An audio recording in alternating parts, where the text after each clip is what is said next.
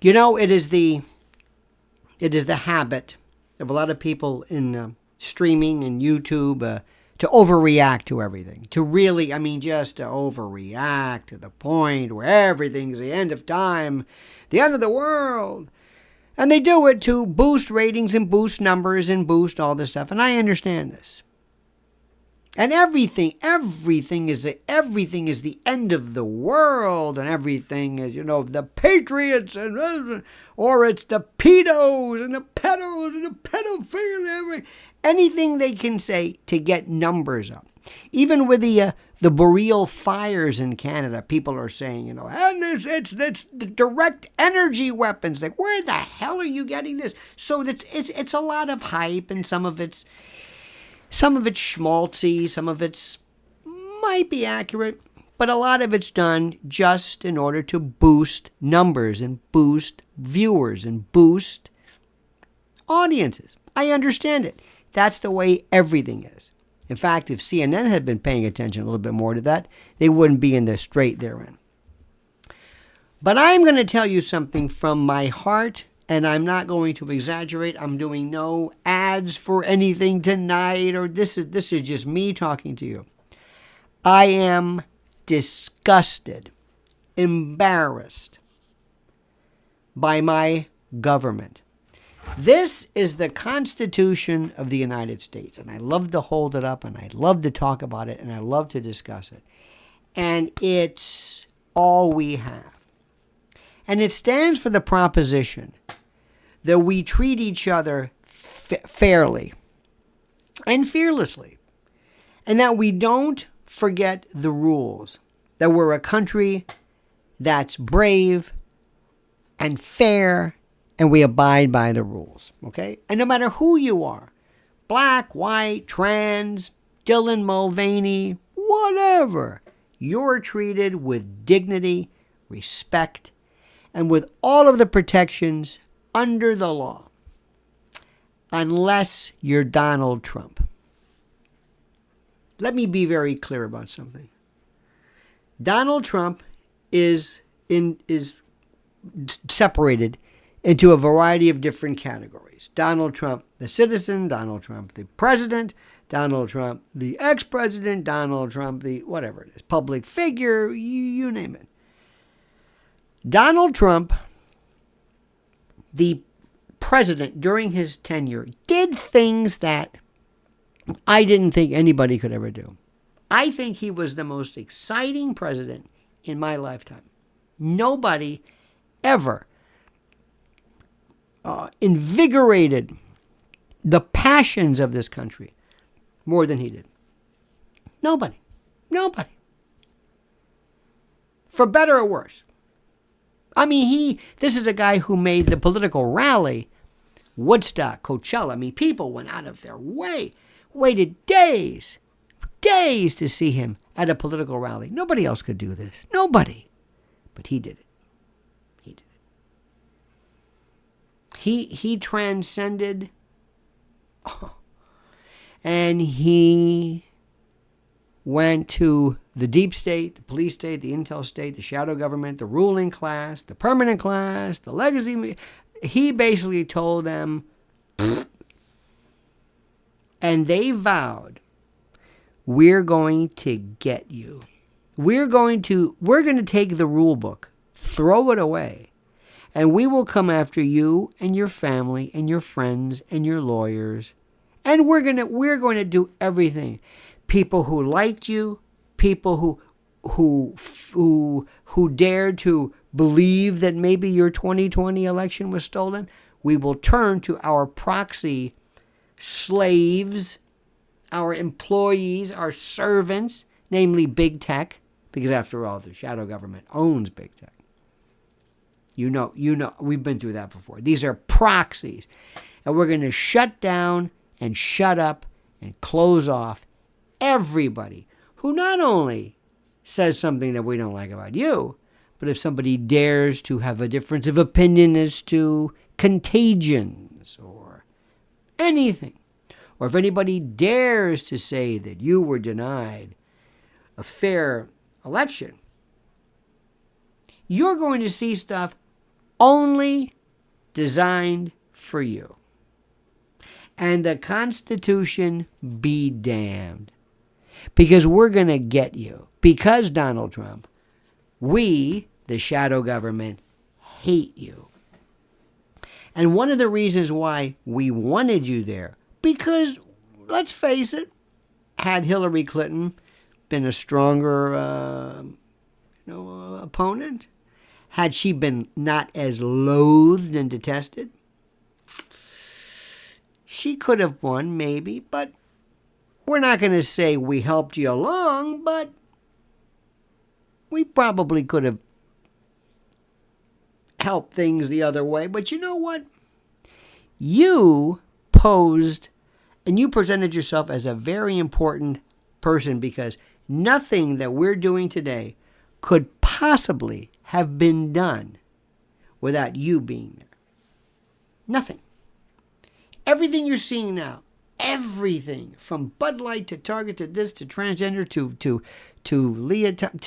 CRT to critical race theory to the 1619 Project to George Floyd to the COVID to the mask to this. I mean, everything. None of it could have happened if you weren't there for 4 years. We needed you there because we represented the opposite of you, and we told the American public, if you vote for us, we will destroy everything that's Trump. We're in. That's why they came in and they took over, basically invaded and contaminated the Democratic Party. Took over. Just took over. Like a virus invades, like a parasite invades the host. Took over the Democratic Party. And people voted for anything but Trump. He served a purpose. He drove people crazy. And then when they got done with him, when they didn't need him anymore, when he kind of got in the way, and when he was getting a little bit more powerful than they had ever even imagined, he's gone, out the door. Then the fun starts. Then they brought in everybody. And from Roger Stone to you name it. You name it.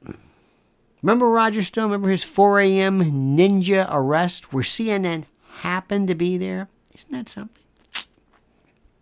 January 6th, which was addressed or explained to you as those people who were going to overthrow the government.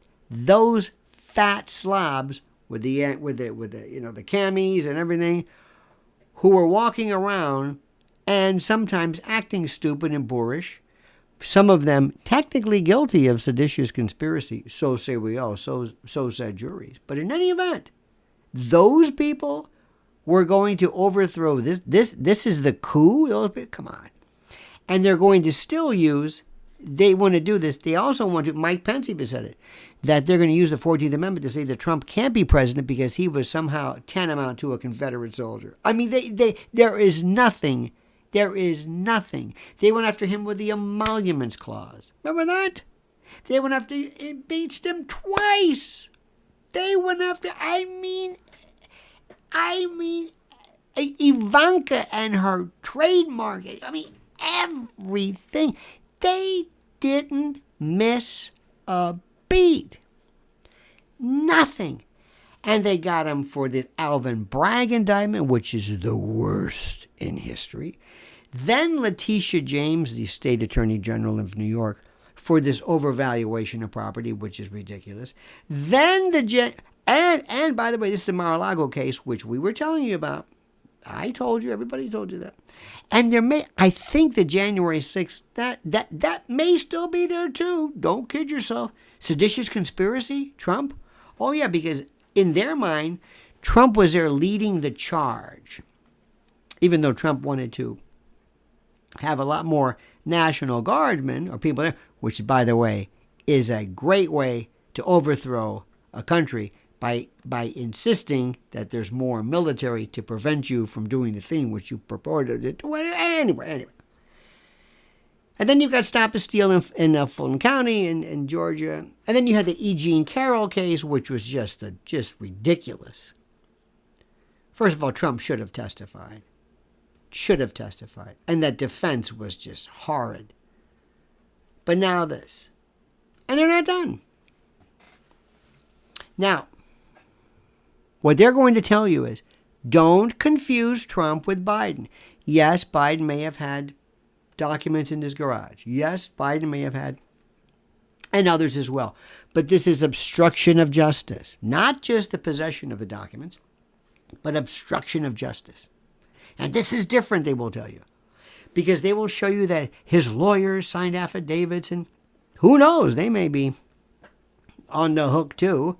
Or they may have testified against him, and which does wonders for the attorney-client privilege, don't you think? But in any event, they're saying, no, he conspired. And it begs the question, what the hell were these documents anyway? What did Trump have one document? What does he do? Read these at night?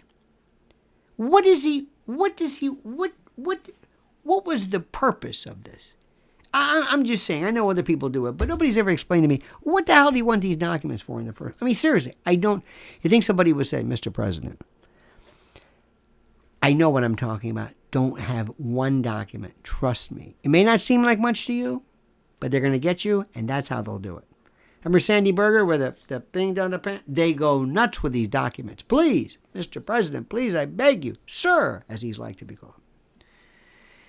And the worst part about this is, if we lived in a non-banana republic, if we lived in a country where with a real attorney general, he would say, no way. I'm going to tell the country, I am not going to indict a Republican, the leading Republican, in the middle of an election next year for something that is chicken when you consider it. I'm going to cite him with a reprimand. We're going to scold him. But I have complete and total prosecutorial discretion. And I'm not going to indict him for this. No, even I don't do that. It makes me look, how do we show the rest of the world? This is the way we treat leading candidates, and we're telling you what to do? We're telling you how to run your country? No, sorry.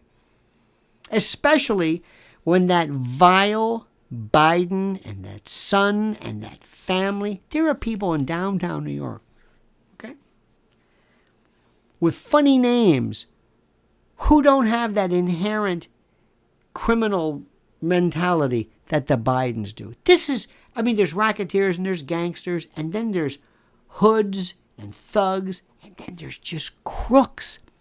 He's just a low-level crook.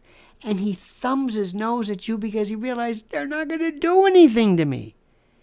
This Constitution, this big, you and you, that may apply to you. But it doesn't apply to me. At least the statutes go. I have my own I have Biden's law. And if things get too tough, I'm going to start drooling, and I'm going to start drooling on my oatmeal, start yelling, who ordered the veal cutlet? Especially when the Adderall wears off. And as far as my drug-addled son, well, whatever. I mean, look what's happening right now. Marjorie Taylor Greene is saying that she was privy to or saw some of the documents and the like. This is, and I'm trying not to give you the overblown overreaction. I am disgusted. Disgusted. This is the most corrupt system from top to bottom, like I never thought possible. And there are people as we speak who are so happy that Trump's indicted because they have a psychosexual fetish, who they want to see him ground into dust. I don't know why. He's obnoxious. He's contumacious. I understand this. He's brazen. He's boorish. He's rude. Try Lyndon Johnson. Try anybody. That's why, yes, because we live in a world of petty trolls. We live in a system of Karens where we hate people. We mock people. We yell at people. We scream at people. We take delight over some guy named Chris Licht losing his job because we hate CNN so much. And then the CNN people hate Fox. We hate everybody. We hate this guy. We hate that one. We hate Nancy Pelosi. We hate everybody. This is a country of hate. And when it comes to political hate, the top, the apex, the zenith, the quintessence of hate is Donald Trump. He's not going to be president. This talk about a pardon is ridiculous because he's not going to give himself a pardon because he's not going to be president. And the Office of Legal Counsel will say, no, he can't do it. But that's moot at this point. Ron DeSantis isn't going to win. I'll bet you anything that right now as we speak, Gavin Newsom wins. And he sure as hell isn't going to pardon him. And even though my choice is Bobby Kennedy for various issue reasons, which I will have to write in as well. What they're doing to President Trump, if they did this to anybody, is disgusting. I am ashamed, not of my country, but of my government. I'm ashamed of it. And there's a big difference. This is a horrible, horrible day. You should be embarrassed if you're an American. Embarrassed. Not for our country, not for us, not for our culture, not for our standards, not for who we are, but for this vile, rancid, and putrescent government. So corrupt. And we're telling other countries, be like us. Be like us. We'll show you how to vote. Well, we don't think you're democratic enough. Be like us. Disgusted I am. But you know what? We deserve it. We deserve it because we don't vote, we don't read, we don't think, and we don't care. And if you think this is good, wait till you happen to be in the crosshairs of this corrupt system that isn't going to stop just with Trump. Don't think their vileness is, Republican-centered. Oh, no, they don't have souls. They don't care. This is about disruption of stability. Believe me, they're going to do it to you. And I'm going to be there. And when you come to me crying, I'll say, well, what are you going to do? That's what you told me. You didn't care then. I'm not going to give you that line about they came for me and all that, but it's very similar to that. So think about this, my fellow Americans, and my fellow lovers of liberty and people who still believe that the Constitution means something. This is one of the worst days in our history. Comment as you see fit.